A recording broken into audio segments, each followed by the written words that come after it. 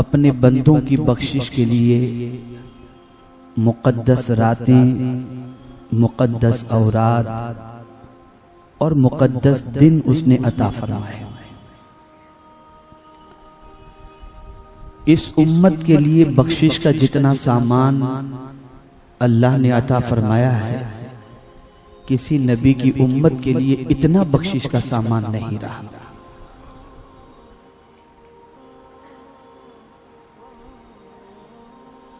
صرف اتنا سوچو کہ کیا مغفرت یہ معمولی چیز ہے؟ یہ اتنی بڑی چیز ہے کہ آقا کریم رؤوف الرحیم علیہ التحیۃ والتسلیم اور صحابہ کرام علیہم الرضوان سب سے زیادہ اگر کسی چیز کے بارے میں اس امت کے لیے فکر مند تھے تو وہ چیز یہی تھی کہ اللہ اس امت کی کسی بھی صورت میں بخشش فرما دے۔ اور میں یہ سمجھتا ہوں کہ بارگاہ سمدیت سے پروان مغفرت حاصل کرنے میں اس قوم کو جتنا سست ہم دیکھتے ہیں، شاید ہی کوئی قوم اتنی سست ہو۔ مغفرت جانتے ہیں آپ یہ کتنا بڑا کام ہے اور یہ کتنا بڑا مزدہ جاں فضا ہے۔ بخش دینا، جن کے نام اعمال میں نیکیاں تھیں، جن کے نام اعمال کے اندر عبادت اور ریاضت کی کثرت تھی، جن کے نام اعمال میں تلاوت کی کثرت تھی، اگر میں مختصر کر کے بھی کہوں تو یہ کہہ سکتا ہوں کہ جن کے نام اعمال کے اندر گناہوں کا دھبا بھی نہیں تھا، وہ بھی اگر فکر مند تھے تو مغفرت کے فکر مند تھے۔ صدیق اکبر رضی اللہ تعالی عنہ جیسے جلیل القدر صحابی، جن کی ایک نیکی کو سرکار نے عمر فاروق رضی اللہ تعالیٰ عنہ کی زندگی کی ساری نیکیوں کے برابر فرمایا، جن کو یار غار بھی رکھا، یار مزار بھی، وہ مغفرت کے حوالے سے کتنے فکر مند ہیں۔ ارشاد فرماتے ہیں کہ اگر کل بروز قیامت میرا مولا ارشاد فرما دے کہ میں نے سب کو بخش دیا سوائے ایک کے، تو صدیق اکبر فرماتے ہیں کہ میں ڈرتا ہوں کہ کہیں وہ ایک میں ہی نہ ہوں، وہ ایک میں ہی نہ ہوں۔ ہم نے بخشش کو کچھ سمجھا ہی نہیں، معافی کے پروانے کے حصول کو ہم نے کچھ سمجھا ہی نہیں۔ اب معافی اس امت کی کتنی بڑی چیز ہے کہ اللہ اپنے محبوب سے فرماتا ہے وَاسْتَغْفِرْ لِلْمُؤْمِنِينَ وَالْمُؤْمِنَاتِ، میرے محبوب مومنین اور مومنات کے لیے مغفرت کی دعا کرو، حضور سے کہا جا رہا ہے۔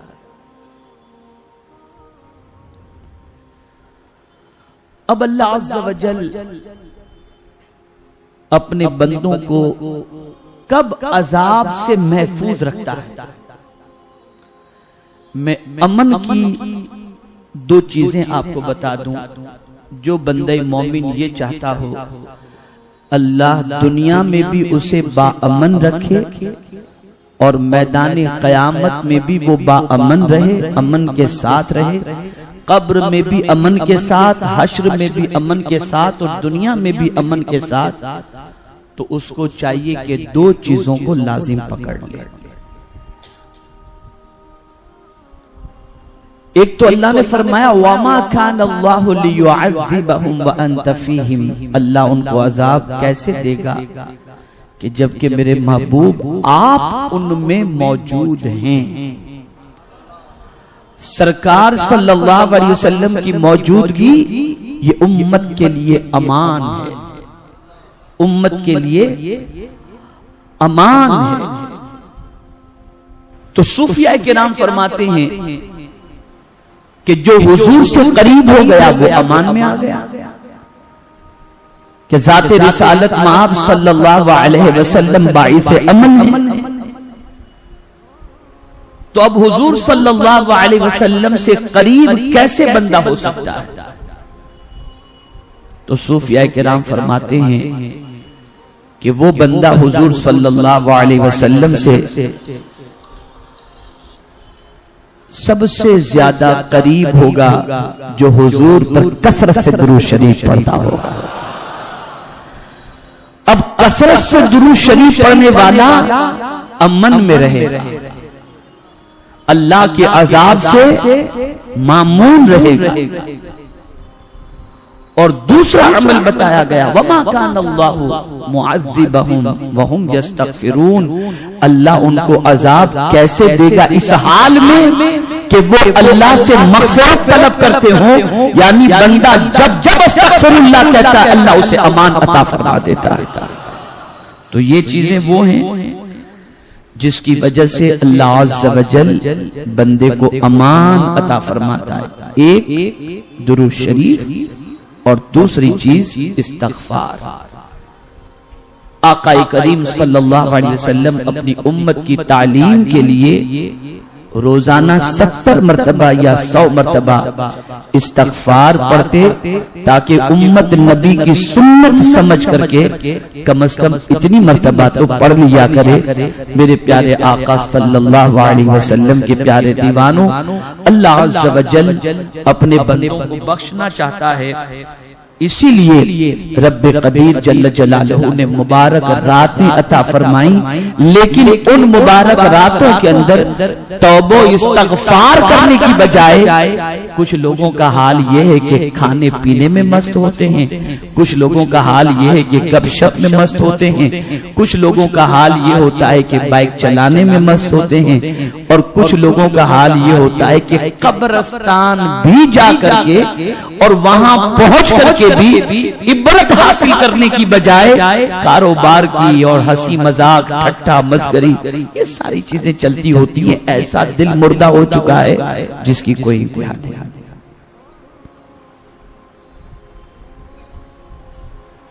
یہ بات یاد رکھو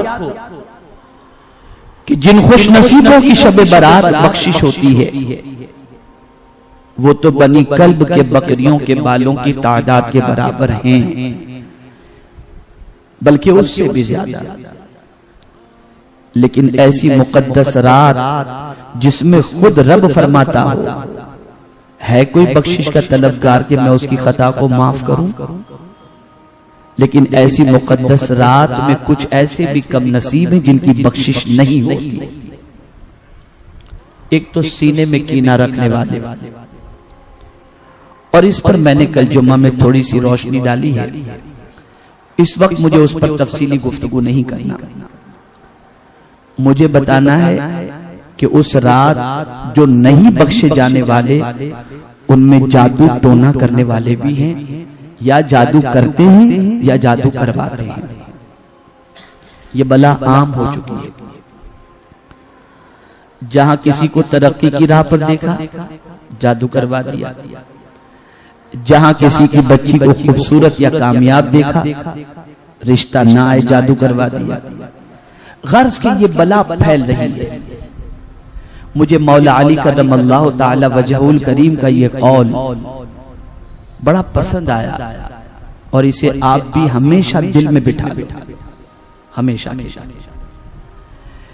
ارشاد فرماتے ہیں کہ ظالم مظلوم کی دنیا برباد کرتا ہے اور خود کی آخرت برباد کرتا ہے۔ میں اگر طاقتور ہوں اور میں نے اپنی طاقت کا مس یوز کیا، یعنی کسی کمزور پر میں نے زیادتی کی، تو کمزور کا کیا بگاڑوں گا؟ اس کی دنیا ہی تو خراب کر دوں گا، لیکن اس کی دنیا برباد ہو جائے گی اور میری آخرت برباد ہو جائے گی۔ تو ظالم مظلوم کی دنیا برباد کرتا ہے اور خود کی آخرت برباد کرتا ہے۔ جادو ٹونا کرنے والے جس پر جادو ٹونا کرتے ہیں یا کرواتے ہیں اس کی دنیا برباد کرتے ہیں اور خود کی آخرت برباد کرتے ہیں۔ نہیں بخشا جائے گا وہ بندہ، نہیں بخشا جائے گا۔ آج مسلسل ہم دیکھ رہے ہیں، سوسائٹی میں جی رہے ہیں، واقعات ہمارے سامنے آتے ہیں، پریشان حالوں کے معاملات آتے ہیں، تقریباً یہی ساری باتیں آتی ہیں کہ کسی نے کاروبار میں رکاوٹ، کسی کے گھر پہ سفلی علم، اور اللہ معاف فرمائے اگر میری بہنیں گھر میں سنتی ہوں تو میں بتاؤں کہ بہت ساری پریشانیوں کی جڑ یہ عورتیں ہیں جو مختلف باباؤں کے پاس، مختلف اس قسم کے ہر کام کرنے والوں کے پاس جاتی ہیں اور جا کر کے اپنی ساری حسد کی آگ اور ساری جلن نکال کر کے خود کی بھی دنیا برباد کرتی ہیں اور آخرت، اور دوسرے کی بھی دنیا اور آخرت برباد کرتی ہیں۔ اس سے بچنا چاہیے۔ بچنے کے لیے اللہ نہ کرے اگر کوئی اس شرارت کا شکار ہو چکا ہے تو اسے چاہیے کہ میں چند عمل بتا دیتا ہوں، اسے اپنی زندگی کے اندر نافذ کر لے، اس کو اختیار کرے، اس کے عوض کے اندر اللہ عز و جل جادو کے اثرات سے بھی نجات عطا فرمائے گا اور پروٹیکشن کے طور پر اللہ اس کے ذریعے حفاظت بھی فرمائے گا۔ ایک عمل تو یہ ہے کہ قبلہ رو، یعنی قبلے کی طرف رک کر کے روزانہ رات کو بیٹھیں یا کھڑے ہوں، آیت الکرسی کی تلاوت کریں اور قبلے کی طرف ایسے پھونکیں، پھر چہرہ قبلے ہی کی طرف رکھیں، دوسری مرتبہ آیت الکرسی پڑھیں اور ایسے پیچھے کی طرف، پیٹھ کی طرف پھونکیں، پھر چہرہ قبلے ہی کی طرف ہو، آیت الکرسی پڑھیں، دائیں جانب پھونکیں، پھر آیت الکرسی پڑھیں، بائیں جانب پھونکیں، پھر آیت الکرسی پڑھیں، اوپر کی جانب پھونکیں، پھر آیت الکرسی پڑھیں اور نیچے کی جانب پھونکیں۔ یہ 6 ڈائریکشن ہیں، front, back, right, left, up and down. یہ 6 جگہ پر اب آیت الکرسی پڑھ کر کے روزانہ رات کو اس کا حصار کر لیں۔ اللہ نہ کرے کوئی شرارت کر رہا ہو تو وہ شرارت پلٹ کر اسی کی طرف جائے گی اور آیت الکرسی کی برکت سے اللہ کی حفاظت فرمائے گا۔ ام المؤمنین حضرت عائشہ صدیقہ رضی اللہ تعالی عنہا آقا کریم صلی اللہ علیہ وسلم کے معمولات کو بتاتی ہیں، ارشاد فرماتی ہیں کہ رسول اعظم صلی اللہ تعالی علیہ وسلم رات کو سونے سے پہلے چت لیٹتے، اسٹریٹ، اور سورہ اخلاص، سورہ فلق اور سورہ ناس کی تلاوت کرتے، اور تلاوت کرنے کے بعد اپنے دونوں ہاتھ پر سرکار صلی اللہ علیہ وسلم پھونکتے، اور اس کے بعد جہاں تک حضور صلی اللہ علیہ وسلم کا ہاتھ پہنچتا وہاں تک سرکار صلی اللہ علیہ وسلم اپنے ہاتھ کو پھیر لیا کرتے۔ اس عمل پر سرکار کی مداومت کا عالم، یعنی ہمیشگی کا عالم یہ تھا کہ جب سرکار صلی اللہ علیہ وسلم سخت علیم ہوئے اور آپ کے جسم مبارک کے اندر کمزوری زیادہ بظاہر محسوس ہونے لگی تو ام المؤمنین کے ہاتھوں پر سرکار پڑھ کر کے پھونکتے، اور ام المؤمنین حضرت عائشہ صدیقہ حضور صلی اللہ علیہ وسلم کے جسم اطہر پر اپنا ہاتھ پھیر دیا کرتی تھی۔ اس عمل کو کریں، اسے معوذتین کہتے ہیں، اس کا بڑا فائدہ ہے۔ میں آپ سے گزارش کروں گا میرے پیارے آقا صلی اللہ علیہ وسلم کے پیارے دیوانوں، شب برات فضول ٹائم پاس کرنے کی بجائے آپ عبادت میں گزاریں۔ الحمدللہ سنی دعوت اسلامی کی جانب سے جس طرح سے شب معراج کے موقع پر یہاں پر اجتماع کا انعقاد کیا گیا تھا اور آپ بڑی تعداد میں ماشاءاللہ تشریف لائے تھے، تو ہم نے یہ سوچا کہ کیوں نہ شب برات کے موقع پر بھی اجتماع کا انعقاد کیا جائے۔ تو الحمدللہ شب برات کے موقع پر انشاءاللہ رات 1 بجے سے لے کر 2:30 بجے تک انشاءاللہ بیان و نعت کا سلسلہ ہوگا۔ 2:30 بجے انشاءاللہ ذکر اور دعا، 3 بجے تک یہ سلسلہ چلے گا انشاءاللہ، اور 3 بجے انشاءاللہ ہر آنے والے کے لیے سحری کا بھی انتظام انشاءاللہ پالا گلی سید عاشق شاہ بخاری مسجد کے اندر انشاءاللہ یہ اہتمام کیا گیا ہے۔ آپ سے میری گزارش ہے کہ آپ نے صرف آنا نہیں بلکہ لوگوں کو لانا ہے۔ بتائیے آئیں گے آپ لوگ انشاءاللہ؟ ٹائم 1 بجے کا اس کے لیے رکھا گیا ہے تاکہ آپ عشاء کی نماز کے بعد قبرستان کی حاضری، کھانا وغیرہ کھا کر قبرستان کی زیارت سے فارغ ہو کر کے آپ آ جائیں، اور پھر موضوع کا انتخاب بھی جو کیا گیا ہے وہ یہ ہے کہ عذاب قبر سے نجات کا ذریعہ۔ قبر پہلی منزل ہے، اگر بندہ وہاں سے خیریت سے گزر گیا تو آگے سب انشاءاللہ آسان ہی آسان رہے گا۔ قبر جو کیڑے مکوڑوں کا گھر ہے، جو پہلی منزل ہے، میرے پیارے آقا صلی اللہ علیہ وسلم کے پیارے دیوانوں، وہ کون سے اعمال ہیں جسے اختیار کرنے کی وجہ سے اللہ قبر کے عذاب سے نجات عطا فرماتا ہے؟ وہ اعمال بتائے جائیں گے، وہ چیزیں بتائی جائیں گی۔